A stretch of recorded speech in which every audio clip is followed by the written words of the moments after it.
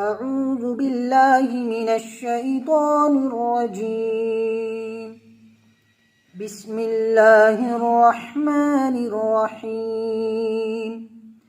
ولقد آتينا موسى الكتاب وجعلنا معه أخاه هارون وزيرا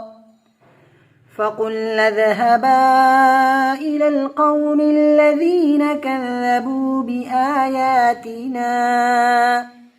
فدمرناهم تدميرا وقوم نوح لما كذبوا الرسل أغرقناهم وجعلناهم للناس آية وأعتدنا للظالمين عذابا أليما وعادا وثمود وأصحاب الرس وقرونا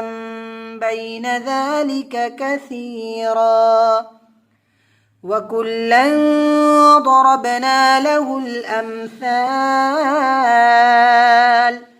وكلا تبرنا تتبيرا ولقد أتوا على القرية التي أمطرت مطر السوء أفلم يكونوا يرونها بل كانوا لا يرجون نشورا وإذا رأوك إن يتخذونك إلا هزوا أهذا الذي بعث الله رسولا إن كاد ليضلنا عن آلهتنا لولا أن صبرنا عليها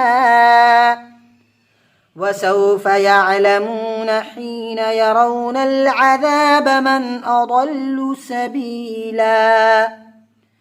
أرأيت من اتخذ إلهه هواه أفأنت تكون عليه وكيلا أم تحسب أن أكثرهم يسمعون أو يعقلون إن هم إلا كالأنعام بل هم أضل سبيلا